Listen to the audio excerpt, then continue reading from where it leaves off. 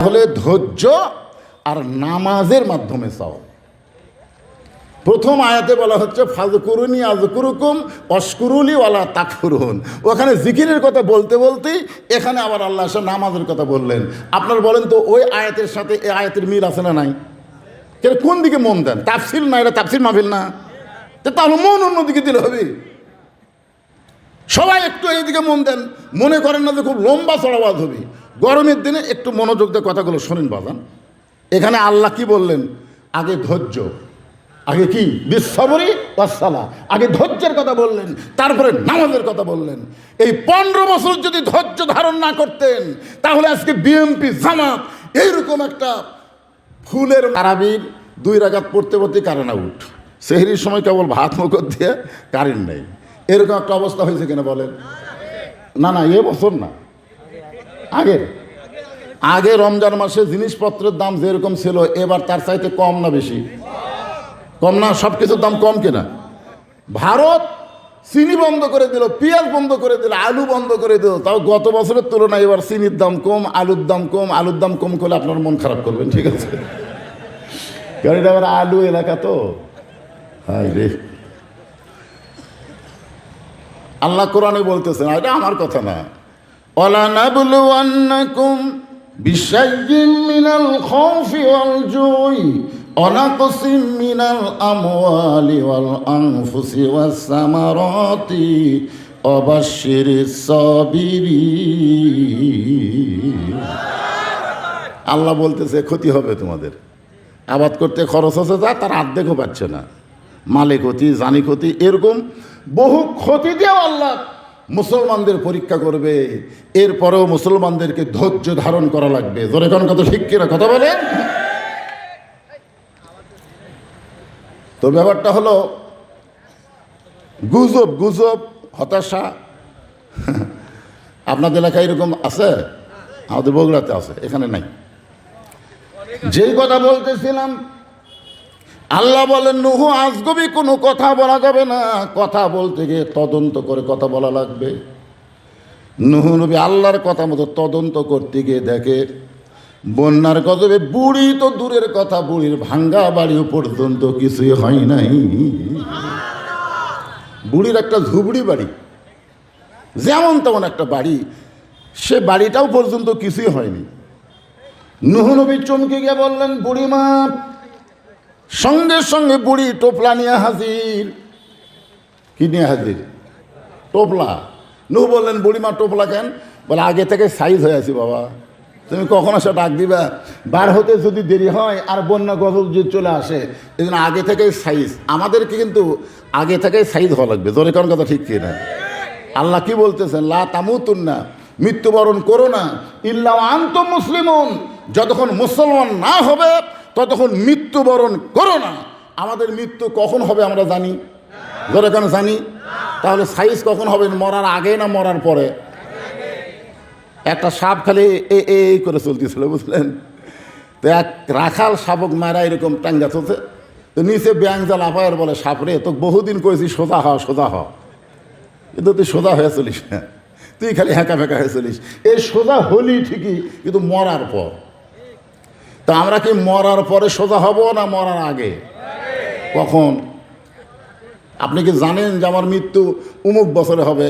হাসিনা যেরকম জানতো 41 সালে আমার আগে আমাকে নামাইকে, ওই কোনো সময় কল্পনা করে না যে 24 সালের 5ই আগস্ট এইভাবে পলান লাগবে। দরেক্ষণ কথা ঠিক কিনা? কিছুদিন আগেই বলেছে দেশ আমার বাপের, পলাই না এরকম কথা বলছে কি বলেনি? কিছুদিন আগে। আল্লাহ কয় কার সাথে কি মারিস রে? তাবারাকাল্লাযী বিয়াদিহিল মুলক, গোটা পৃথিবীর রাজত্ব, কর্তৃত্ব, মালিকানা কার হাতে? ওয়া হুয়া আলা কুল্লি শাইইন কাদির, সমস্ত বিষয়ের উপরে একমাত্র ক্ষমতাকার। জোরে বলা লাগবে ক্ষমতাকার। ওরা মনে করছিল যে আমাদের ক্ষমতা, আজ কি অবস্থা। হ্যাঁ, এই জন্য টোপলা সাইজ হয়ে আছে, মানে কি আমাদেরও সাইজ হয়ে থাকা লাগবে, যে কোনো সময় আমাদের মৃত্যু হবে। জোরে কোন ঠিক? হ্যাঁ।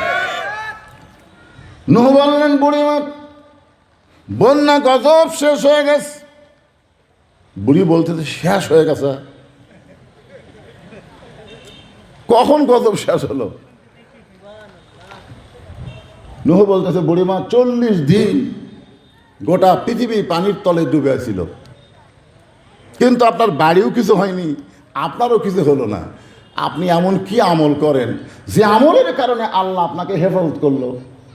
বুড়ি বলতেছে বাবা নূহ, তুমি যখন বলেছিলে আমি আপনাকে নৌকায় হাত ধরে উঠাবো, তখন আমার ঈমান আমাকে বলতেছে যে দুনিয়ার সবাই সবাইকে ভুলে গেলে আল্লাহ কোনোদিন কাউকে ভুলবে না। এই জন্য তোমার প্রশংসা না করে আমি আল্লাহর প্রশংসা করেছি। তাহলে জিকির করবো কার? কি জিকির? সুবহানাল্লাহ, আলহামদুলিল্লাহ, লা ইলাহা, আল্লাহু আকবার। কি আল্লাহু আকবার জিকির করা যাবে না? লিল্লাহি তাকবীর। কিছুদিন আগে একদল বলতো এটা হলো অমুক দলের স্লোগান। আমরা কোরআনের মাহফিল আমাদের রাজশাহী, এটা মনে হয় পোয়াবা থানা হবে, এটা তানোর। কিন্তু আমি যেখানে তকবির দিয়েছিলাম, এক লোক দিয়ে হুজুর ওয়াশ করবেন এই তকবির কেন এত ঘন ঘন তকবির? মানে তকবিরও পছন্দ করে না। আমি চিন্তা করলাম ভাই, তকবির খালি একজনেরই পছন্দ হয় না, তার নাম হলো মিস্টার ইবলিস।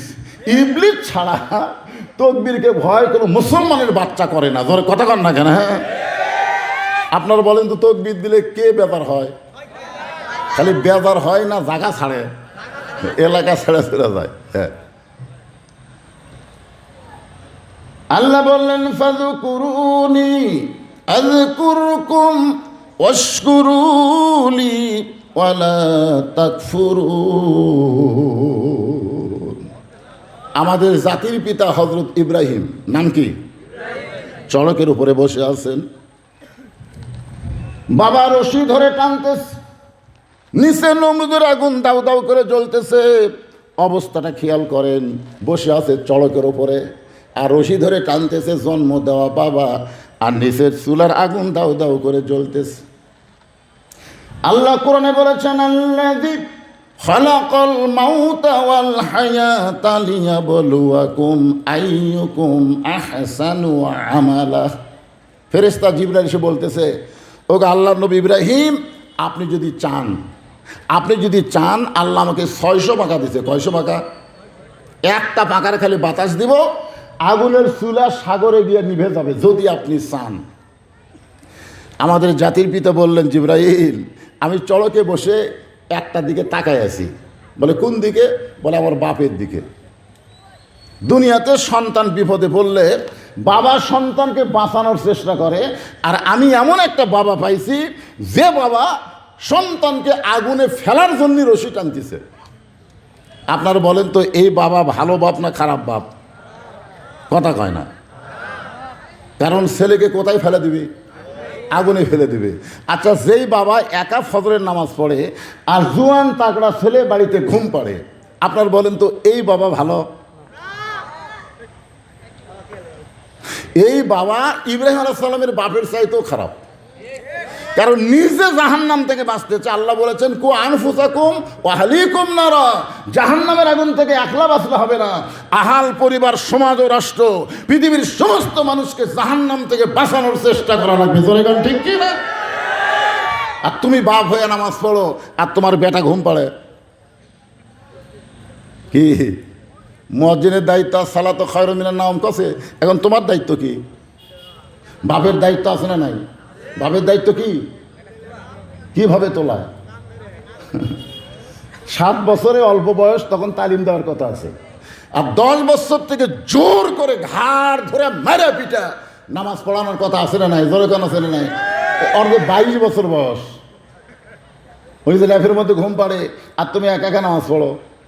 কতগুলো বাবা দেখবেন জোহরের নামাজ একলা পড়বার চাই, নামাজ শেষ করে এসে খাওয়ার টেবিলে ডাকতেছে, বাবা আয় আয় আয় একসাথে খাই। এরকম বাবা আছে না নাই? খাওয়ার সময় ডাকতেছে, নামাজের সময় ডাকেনি। 2 কান্দের ফেরেশতা বলতেছে আল্লাহ এই শয়তানের কান্দর থাকবো না। আল্লাহ বলে কেন? বলে আর কান্দর থেকে লেখবো কি? নামাজে যাওয়ার সময় ছেলেক ডাকে না, খাওয়ার সময় ছেলেক ডাকে, এলা আজরের চাইতো খারাপ বাপ। ধরে কোন কথা ঠিক কি না? রে ফেরেশতা জিবরাইল, তোমার পাখার বাতাস দিয়া আগুনের চুলায় তুমি সাগরের মধ্যে ফেলে দিবা। তুমি কি জানো আমি কে আর তুমি কে? ইব্রাহিম নবী জিবরাইলকে বলতেছে, তুমি কি জানো আমি কে আর তুমি কে? আপনার বলেন তো, জিবরাইল কে আর ইব্রাহিম কে? আপনারা জানেন না? জিবরাইল কি? ফেরেশতা। আর ইব্রাহিম কি? কি মানুষ? মাটির আদমকে আল্লাহ তৈরি করিয়া ঘোষণা করিলেন আল্লাহ শ্রেষ্ঠ বলিয়া, তাই নূরের ফেরেশতা করে মানুষকে সেজদা, সবার চেয়ে দিলেন মাটির মানুষকে সম্মান। সবাই বলেন আল্লাহু আল্লাহু, তুমি জানলে জালালুহু, শেষ করা তো যায় না গে তোমার গুণগান। রে জিবরাইল শোনো, আমি ইব্রাহিমের ঈমান বলতেছে, নমরুদ আগুন জ্বলাবার পারে, কিন্তু পুরানোর ক্ষমতা নমরুদের হাতে নাই, পুরানোর ক্ষমতা হলো আমার আল্লাহর হাতে। আজকে ভারত বিশাল পাওয়ার নিয়ে হিন্দু মালওয়ানের বাচ্চারা মুসলমানদের ওয়াকফকে বাতিল করেছে। জোরে কোন কথা, ঠিক কথা বলেন? ও বুঝবার পারেনি মুসলমানদের খবর কি। বহু বছর আগে যখন মোদী সরকার গুজরাটের কসাই ছিল, ওই সময় 4-5 দিন একটা মেয়ে খালি গড়াগড়ি করতেছে, হিন্দু মেয়ে, বাচ্চা হয় না। বাপ মাও চিন্তা করতেছে নর্মালে বাচ্চা হওয়ার কোনো সম্ভাবনা নাই, সিজার করা লাগবে। এখন সিজার করার জন্য অ্যাম্বুলেন্স করে হাসপাতাল নিয়ে যাচ্ছে। ইতিমধ্যে মুসলমানের একটা মিছিল করতেছে, একজন বলেছে নারায়ে তাকবীর, আর 1000 জন বলেছে আল্লাহু আকবার। যে আল্লাহু আকবার কইছে, অ্যাম্বুলেন্সের মধ্যে ওই মেয়েটা আল্লাহু আকবার ধ্বনিতে এরকম কেঁপে উঠছে। যেই কাঁপে উঠছে, স্যালুট করা বাচ্চা বের হয়ে গেছে। হিন্দু বাপ মা কয় আর 4-5 দিন হলো ভগবান ভগবান করতেছি, কাম হয় না রে। আর মুসলমানের তকবীরে বাচ্চা বের হলো, হাসপাতালে যাওয়া লাগলো না। অ্যাম্বুলেন্স হাসপাতালে না যায় বাড়িতে গেছে। 1 মাস পর সাংবাদিক সম্মেলন করে বলেছে, ভগবান গড ঈশ্বর বলতে কিছু নাই, একমাত্র আছে আল্লাহ। যে আল্লাহর তকবীরের সাকিতে বাচ্চা বের হয়ে যায়, আমরা আর মালওয়ানের জাত থাকবো না, আমরা সব কলমা পড়ে মুসলমান হবার চাই। আপনারা জানেন না, হিন্দুরাই লেগে গেছে, জোরে কান ঠিক কিনা, মোদির সাথে লেগে গেছে। এই ফাঁকে মুসলমান লাগবে, ভারত ভাঙ্গা টুকরা টুকরা হয়ে যাবে, আমাদের বাংলাদেশের ম্যাপের পরিধি বেড়ে যাবে। জোরে কান কথা ঠিক কিনা? ভাগ্য গুণে আমরা একটা ইউনুস পাচ্ছি, ভাগ্য গুণে। হায় হায় রে, এক ইউনুসের জীবন আমরা বাস করি।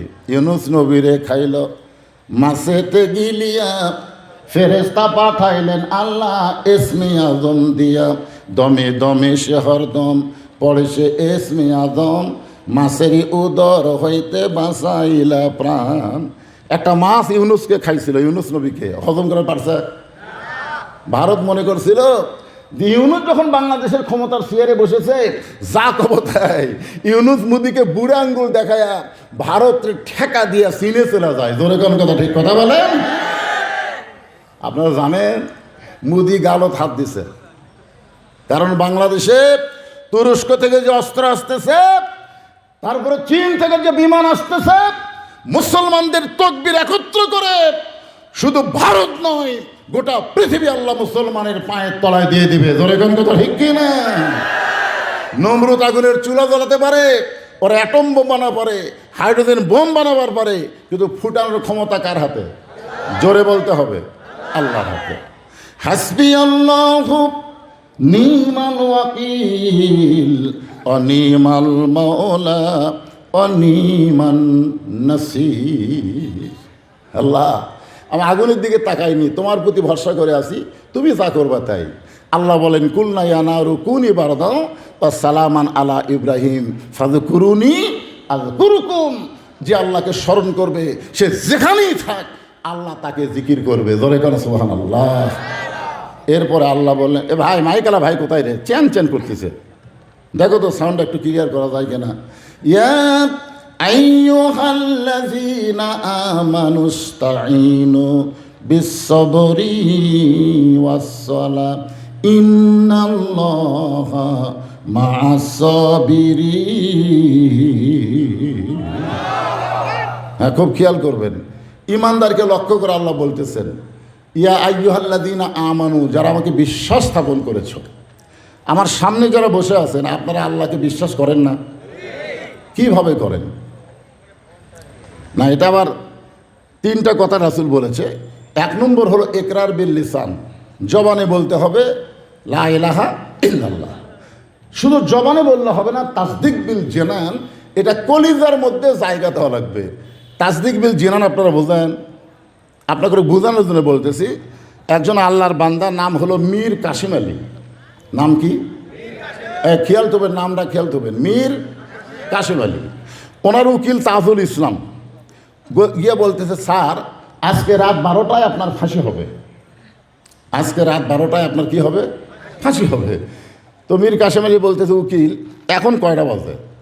তো এখন বাজে 9:30। আলহামদুলিল্লাহ, এখনো 2.5 ঘন্টা আছে। উকিল চমকে উঠছে, কে রে 2.5 ঘন্টা পর তার ফাঁসি হবে?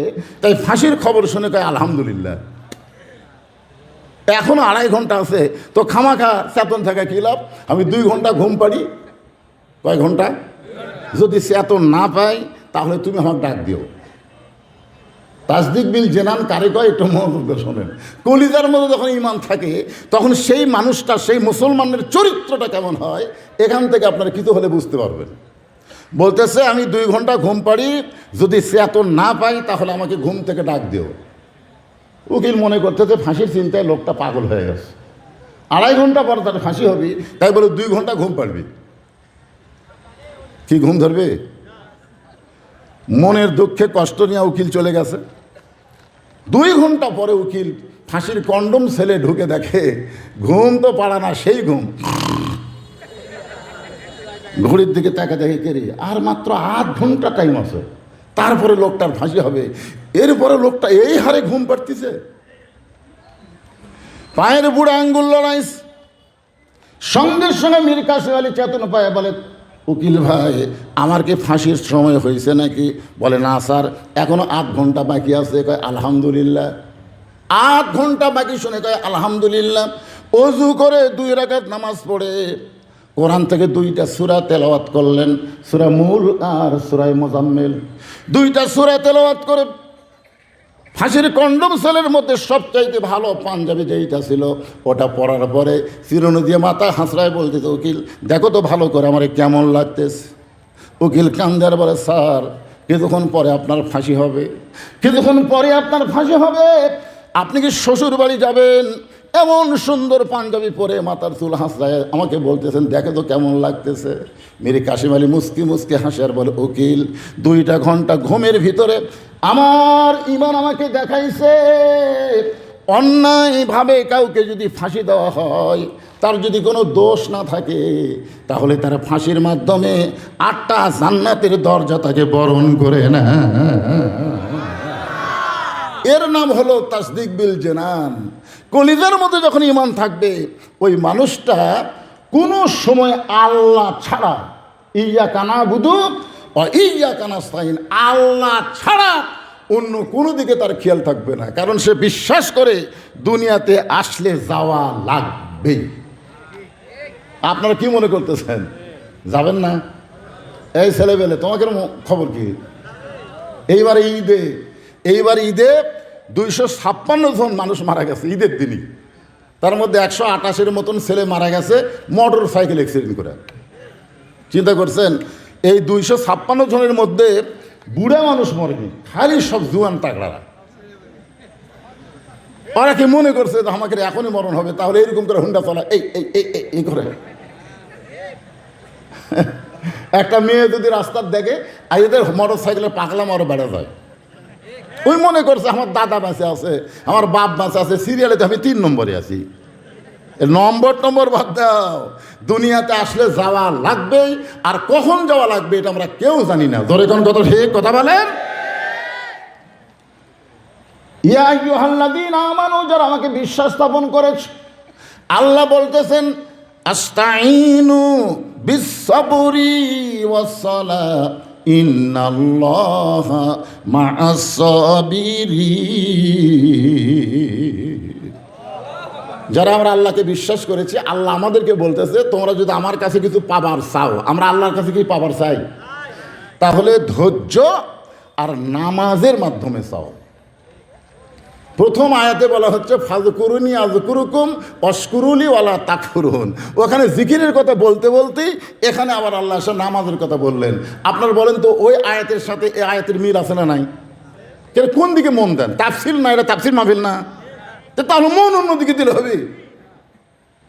সবাই একটু এইদিকে মন দেন, মনে করেন না যে খুব লম্বা চড়াবাজ হবে। গরমের দিনে একটু মনোযোগ দিয়ে কথাগুলো শোনেন বাজান। এখানে আল্লাহ কি বললেন? আগে ধৈর্য, আগে কি বিসসবরি ওয়াসসালাহ, আগে ধৈর্যের কথা বললেন, তারপরে নামাজের কথা বললেন। এই 15 বছর যদি ধৈর্য ধারণ না করতেন তাহলে আজকে বিএনপি জামাত এইরকম একটা ফুলের